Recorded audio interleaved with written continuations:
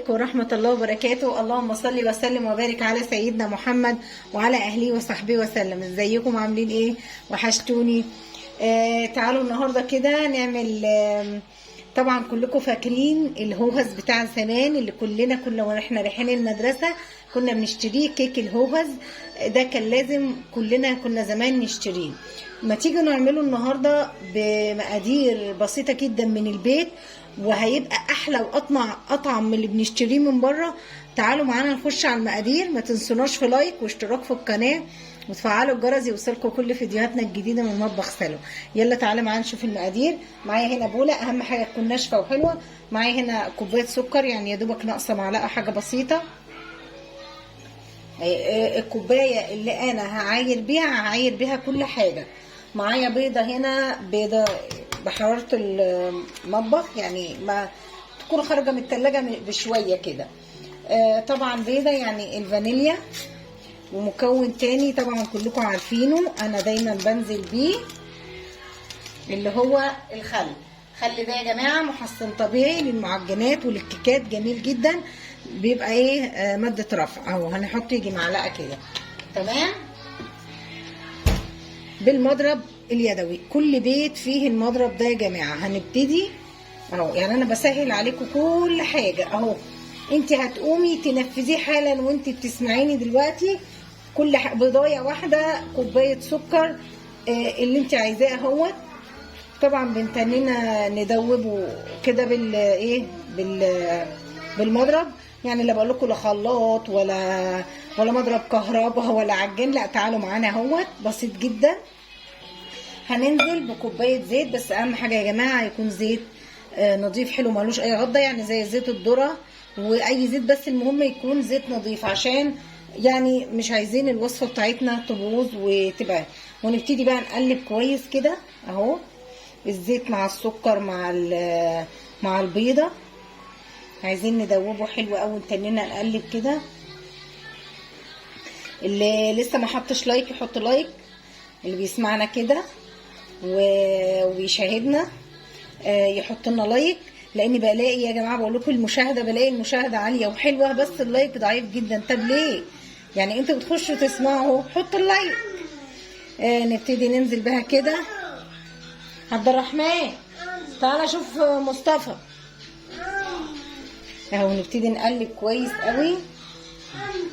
انا عايزه ادوب السكر حلو قوي اهو. هتنيني اقلب شويه، هقلبه قوي كده ونرجع تاني. ورجعت لكم تاني بعد كده ما قلبت كويس قوي. هنزل معايا بكوبايه لبن. تمام كده اهو، كوبايه اللبن، ونقلب كويس قوي. هي انا مقلباها حلو، بس برضو ايه نتنينا نقلب كده كويس. طبعا مجهزه معايا كوبايه ونص دقيق، ونخلها كويس قوي. اي دقيق عندك، بس يكون دقيق بس ايه اللي هو جميع الاستخدامات، او دقيق اللي انت بتجيبيه من مخبز للفطير. يعني المهم ان هو دقيق بيكون زيرو، مش دقيق اللي هو الاصل، لا دقيق الزيرو. تمام كده. هبتدي انزل بيه واحده واحده اهو. شوف بس الكاميرا كده بتصور تمام اهو واحده واحده بنقلب، واحده واحده كده واحنا بننزل بيه اهو. حاجه سهله والله، سهله جدا. هتقوموا تنفذوها، حتى لو بنوته بتتعلم هتقومي تسمعي الفيديو وتقومي تنفذيها ان شاء الله، وتطلع النتيجه معاكي جميله. تمام. لسه عشان هضيف مكون تاني، ثواني اهو. هناخدهم برضو لان لسه هحط اهو. هبتدي انزل بكيس البيكنج باودر.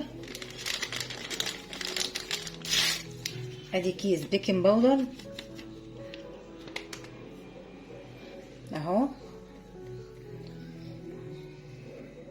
ومعانا عشان احنا هنعمله كيك الهوهوز، هنعمله احنا بالشوكولاته، فمعايا هقول لكم هنجهز ايه. بس بدوب الدقيق بس ان هو ايه. حاجه بقت غاليه بره نار يا جماعه، واللي يخليكم تشتروها من بره او تروحوا مخبز وتبقى الحاجه مش حلوه، لا نعملها في البيت وان شاء الله تطلع احلى 1000 مره من بره وارخص بكتير بكتير. كده دوبناها حلوه اهو. هنجيب بصوا زي ما انا قلت لكم هنعاير كل حاجه بالايه، بس ده انا حطيت فيها لبن. هنجيب نفس الكوبايه برضو،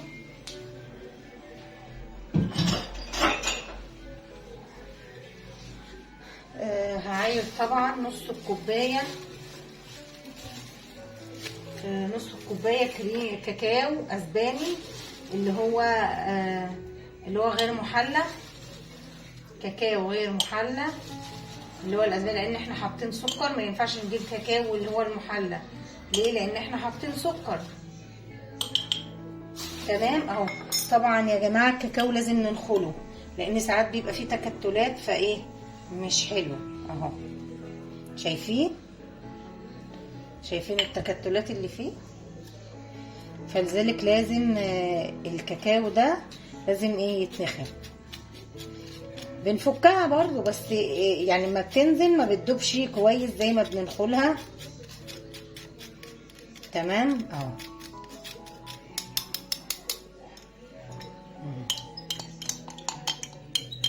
ولا اي حاجه اهو. معايا بقى ايه بقى؟ معايا يعني نص معلقه من اللي هو البيكنج صودا، بيكنج صودا مش البيكنج باودر، بيكنج صودا اهو. بيجي من عند العطار او ممكن من السوبر ماركت. ونقلب كويس قوي اهو. يعني حطينا كيس البيكنج باودر ونص معلقه بيكنج صودا بيجي من عند العطار او من السوبر ماركت. نقلب كده كويس اهو. طبعا هتقولوا ده هي ايه انها ماسكه كده وتقيله، ما انا هقول لكم اهو بقى هنعمل ايه بقى. تمام. قلبنا كويس كويس قوي كده ونزله اهو. هنيجي يا جماعه اهي بكوبايه الا ربع كده ميه بتغلي. الميه اللي بتغلي دي بقى بتخلي البيكنج صودا والبيكنج باودر تتفاعل. يعني لازم ده اسمه كيك بادج كمان. يعني احنا ساعات بنعمل الكيك البادج ده لتورت، بس ده انا عاملاه برضو في اللي هو كيكه الهوهز. جميل جدا اهو. بيتفاعل على طول مع اللي هو بيكنج صودا. وزي ما انتم شايفين ابتدت تفك اهي وترجع زي قوام الكيكات اللي احنا بنعملها اهي، لان هي كانت ماسكه قوي. هنقلبها كويس قوي. طبعا هكون مجهزه معايا بقى الايه الكب كيك. احنا هنعملها في كب كيك طبعا اهو. بس هقلب كويس قوي كده اهي. شايفين اهو القوام بتاعها جميل اهو.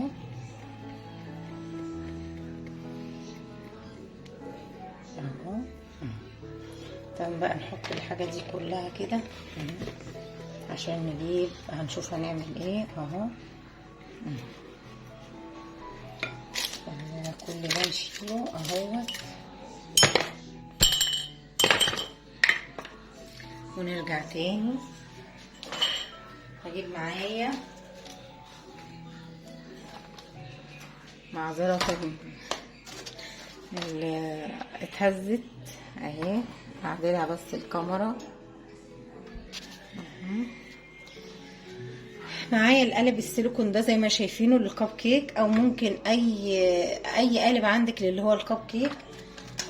هبتدي طبعا معايا برضو هوت اللي هو الكب كيك ده اللي احنا بنجيبه دايما عند استخدام الحلواني او في اي حته اهو. تمام كده. هنبتدي اهو مولعه الفرن على 180. هنحطه في رف اوسط. هياخد معانا يا دوبك 20 دقيقه. 20 دقيقه هيطلع على طول يعني يا جماعه، مش هيتاخر. على 180 نظبط الحراره. تمام اهو.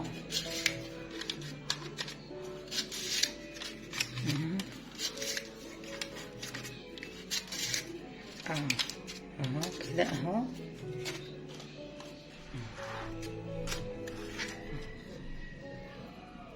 انتوا شايفينه كده اهوت. هبتدي اجيب حاجه بقى ايه،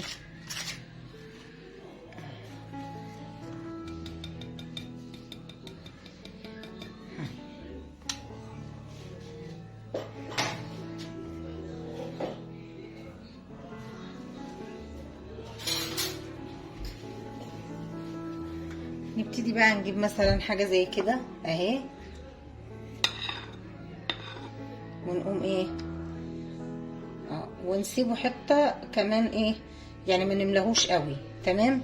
طبعا بقى هكمل انا الكميه دي، مش افتكاسيه يعني ان انا ايه هوريكم وانا بصبه، لا يعني اي واحده اكيد حتى لو بنوته صغيره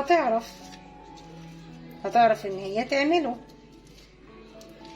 فزي ما قلت لكم الفرن درجه حراره 180، ما يكونش عالي جدا، يكون يعني ايه حلو وسط كده، ونحطه في الرف الاوسط 20 دقيقة، وان شاء الله ايه نختبره بخلة ونقوم ايه مطلعين. ونرجع تاني. اللي تنسوناش يا جماعة في لايك، اللي لسه يعني بيشاهد الفيديو لغاية دلوقتي ووصل معانا لغاية دلوقتي يحط اللايك كده وهو قاعد. ونرجع تاني. ورجعت لكم تاني كده بعد ما سويناه. طبعا خد زي ما احنا اتفقنا، قلنا ان هو شايفين جميل وطري ازاي وهاشش.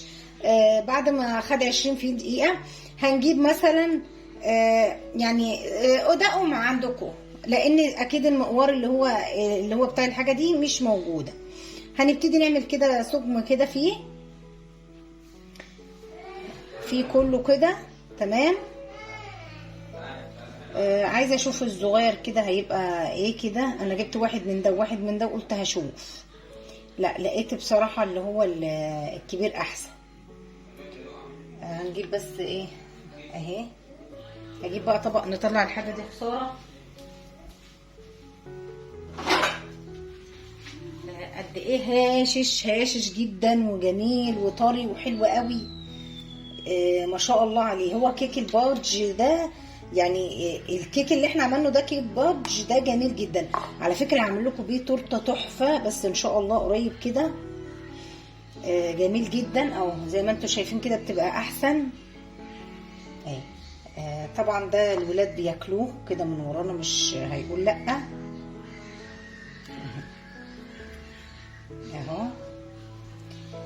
بصوا انا هعمل الكميه وارجع تاني بس عشان مش عايزه اطول عليكم الفيديو. كده عملت كله زي ما انتم شايفين معايا. طبعا ادي كريمه. الكريمه ديت يا جماعه انا ضربت نص كوبايه كريمه اللي هو كريم شانتيه مع ربع كوبايه سكر مع كوبايه لبن او كوبايه ميه سقعانه، ضربتهم بالمضرب كويس قوي واهو القوام اهو. اصل انا كمني عاملاها معاكم كتير، فيعني لقيت انها ايه مش مستاهله ان انا كنت اقعد اعمل عشان ما نطولش الفيديو. هنبتدي نعمل كل ده كده اهو ماشي. نخليها وهي كده اهيت تبقى جميله جدا. ده اسمه كيك الهوهز، انما الكيكه نفسها اللي انا عملتها بيبقى كيك بادج. يعني ايه البادج ده؟ حاجه بتبقى اللي احنا بنعملها بالكوبايه الميه المغليه اللي في الاخر اللي عملناها دي. فده بتبقى جميله جدا، خفيفه قوي وهشه زي ما انتوا شفتوها. هنعمله مع بعض اهوت. هنوريكم هنعمل ايه. خليكم معانا. اللي لسه ما حطش لايك يحط لايك واشترك في القناه ويشترك في القناه. ياسين بيقول لكم ويشترك في القناه. هنعمل ايه بقى يا جماعه؟ معانا ايه بقى؟ احنا طبعا معانا كده دي شوكولاته حليب خام، شوكولاته حليب خام مسيحاها على حمام بخار بمعلقتين زيت زي ما انتوا شايفينها كده اهي. الكاميرا بس اشوف الكاميرا جايباها تمام. هنعمل ايه بقى؟ هناخد حاجه زي دي كده اهي، وهنبتدي نقوم ايه، نقوم عاملينها كده اهي. طبعا هتمسك على طول، ويعني لما تبقى يا جماعه اللي هي اللي هي الشوكولاته بالحليب بتبقى احلى بكتير باللي هي الشوكولاته السمراء. لما بتمسك كده بتدي لون حلو قوي. بصوا بقى هكملها كلها مع بعضها وهنرجع تاني عشان هقول لكم هنعمل فيها ايه تاني. حطوا لايك. ورجعت لكم تاني كده اهو زي ما انتم شايفين عملناه اهو بالشوكولاته. هنبتدي جبت هنا معايا معلقتين من الكريمه اللي كنا احنا حاشين بيها، حطيت عليها معلقه ميه، قلبتها كويس وقمت جايبه ايه كيس حلواني او كيس السبوع زي ما احنا متعودين. وهنبتدي نعمل بقى ايه اللي هو كده زي ما انتم شايفين كده اهو.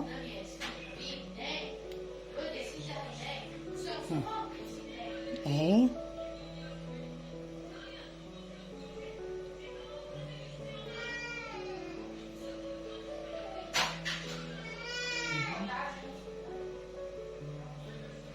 نبتدي نعملها كده تبقى جميلة قوي وشكلها جميل. طبعا العيال واقفين من ورا الكاميرا بصوا هياكلوني والله، عماله اتخانق معاهم واقول لهم طب بس نصور اصبروا. بصوا بقى انا هخلصها وايه واروق اللي حواليا كده ونرجع تاني مع بعض. ما تروحوش في اي حته ولا تغيروا المحطه وحطوا لايك. ورجعت لكم تاني بعد ما خلصنا. ايه رايكم بقى في الجمال ده؟ هوهز ولا مش هوهز؟ هوهز بعينيه ولا مش هوهز؟ شايفين الجمال اهو. بحاول اقربه لكم. شايفين الحلاوه والطعامه. يلا ايه رايكم؟ اهو شايفين ورمى معايا ما شاء الله ما شاء الله من بيضه واحده وكوبايه ونص دقيق. والولاد كلوا من ورايا برضو كام واحده. ايه رايكم ما تيجي كده نفتح واحده ونشوف ايه الاخبار يعني. تعالوا نفتح واحده. نجيب دي كده اهي، نجيب السكينه. شوفوا بقى، شوفوا الجمال، شوفوا الطعامه كده من قلبها كده وهي في شايفين اهي. شايفين يعني تحفه تحفه. قوموا جربوها مش هتندموا. قوموا جربوها بقول لكم والله ما هتندموا ان شاء الله. بس بالله عليكم اللي شافنا وكمل معانا الفيديو للاخر وهيقوم يطبقها يحط لنا لايك كده. وما تنسوناش في اشتراكاتكم عشان تفعلوا الجرس ويوصلكم كل فيديوهاتنا الجديده من مطبخ سلوى. السلام عليكم ورحمه الله وبركاته.